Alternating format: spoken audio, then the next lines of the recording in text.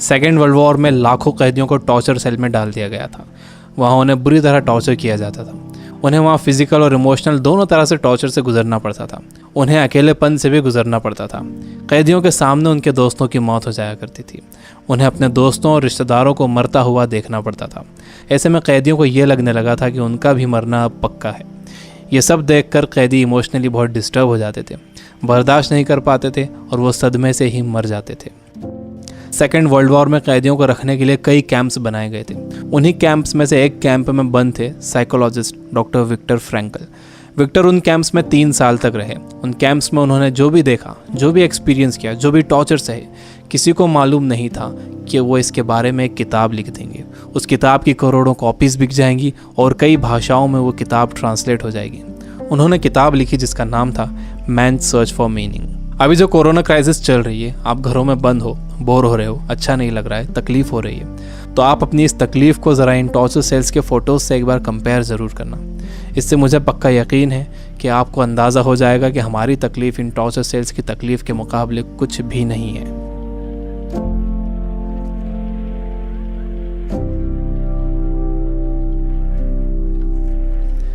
जब विक्टर को इन कैंप्स में डाला गया तो उनके साथ उनकी फैमिली भी थी, लेकिन सब के सब धीरे धीरे मरते गए।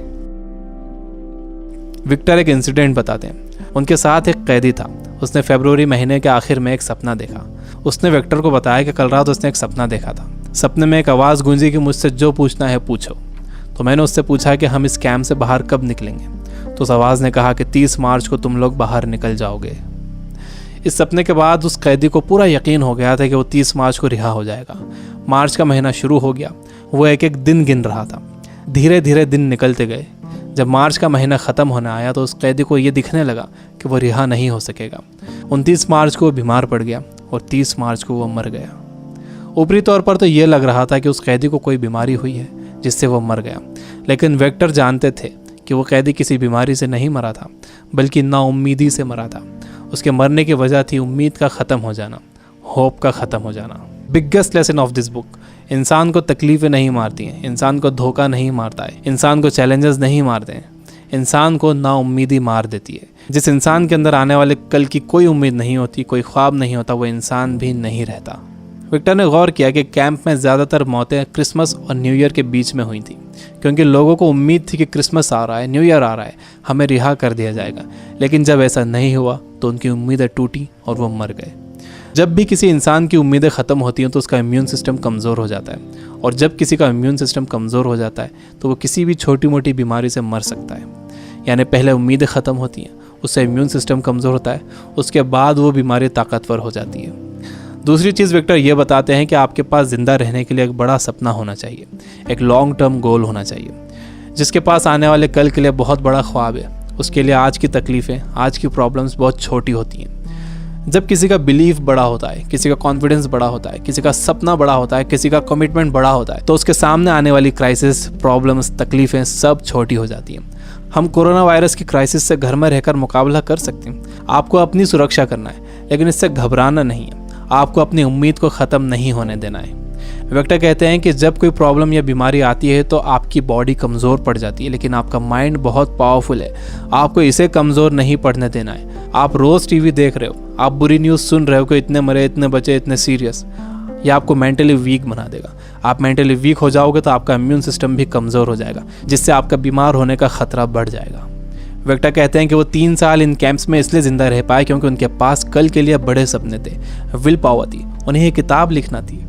तो वो सारी प्रॉब्लम्स, सारी तकलीफ़ें उनके सपनों और इरादों के आगे छोटी पड़ गईं और वो इन सब से बाहर निकल गए। तीसरी चीज़ जो विक्टर ने ऑब्जर्व की थी वो ये कि जब इंसान के सामने कोई प्रॉब्लम आती है तो वो उसे कैसा मीनिंग देता है। वो उसे पॉजिटिव मीनिंग देता है या नेगेटिव मीनिंग देता है। जैसा भी आप उसे मीनिंग देते हो, ये मीनिंग ही उस प्रॉब्लम को आपके लिए मुश्किल या आसान बनाता है। आपका मीनिंग उस प्रॉब्लम को या तो और बढ़ा देगा या उसे ख़त्म कर देगा। फॉर एग्जाम्पल, आप कहीं जाने के लिए घर से बाहर निकलते हो और आप देखते हो कि आपकी गाड़ी का टायर पंचर है। अब आपको बहुत गुस्सा आ जाता है। आपको लगता है कि क्या इसे अभी पंचर होना था, या आप ही के साथ क्यों हुआ, पूरा मूड ख़राब हो गया। आपने इसे दे दिया नेगेटिव मीनिंग। आपके पास एक और ऑप्शन था। आप सोच सकते थे कि हो सकता है कुदरत आपको वहाँ जाने से रोक रही हो सकता है कि आप किसी बड़े एक्सीडेंट से बच गए हों इसकी वजह से।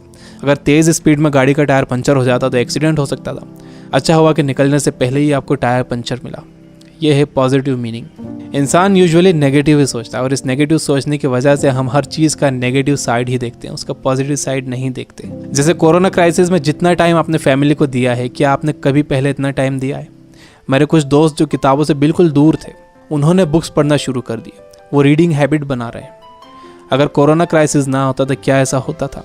जितना मैं इन दिनों पढ़ रहा हूँ, पहले इतना कभी नहीं पढ़ता था। जितनी सफाई लोगों ने रखनी शुरू कर दी है, पहले कभी नहीं रखते थे। बार बार हाथ धो रहे हैं, अच्छी तरह हाथ धो रहे हैं, सोशल डिस्टेंस मेंटेन कर रहे हैं। किसी लाइन में लगे हुए हैं तो दूर दूर खड़े हो रहे हैं। आसमान साफ नज़र आ रहा है, हवा साफ हो गई है, समंदर का पानी साफ हो गया है। ऐसा लग रहा है कि नेचर ने जैसे रीसेट बटन दबा दिया। हमें ये पॉजिटिव साइड्स भी सोचना चाहिए। जब तक आपके पास नेगेटिव मीनिंग है, आप उस क्राइसिस से डील नहीं कर सकते। हर प्रॉब्लम उसके साथ एक इक्वल अपॉर्चुनिटी भी लेकर आती है। दुनिया जब से बनी है तब से अब तक उसमें प्रॉब्लम्स ही प्रॉब्लम्स है। अगर ये प्रॉब्लम्स नहीं होती तो हम यहाँ तक ग्रो नहीं कर पाते। सबसे लास्ट में विक्टर कहते हैं कि आपसे सब कुछ छीना जा सकता है, आपकी धन दौलत, घर, गाड़ी, बीवी, बच्चे, माँ बाप, दोस्त, सेहत, लेकिन एक चीज़ नहीं छीनी जा सकती, वो है आपकी पावर ऑफ डिसीजन। आपसे फैसला करने की ताकत कोई नहीं छीन सकता।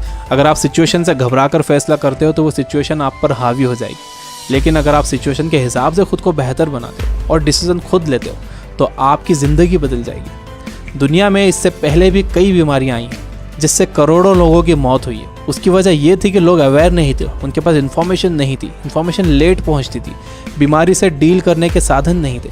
लेकिन आज का वक्त सबसे अच्छा वक्त है। हमारे पास इन्फॉर्मेशन बहुत तेज़ी से पहुंचती है, हमारे पास साधन है। मुझे पूरा यकीन है कि आगे और भी अच्छा वक्त आने वाला है और मैं आपको उम्मीद दिलाता हूँ कि आगे सच में बहुत अच्छा वक्त आने वाला है। You guys are amazing. Keep reading, keep learning, keep growing. Thank you for watching.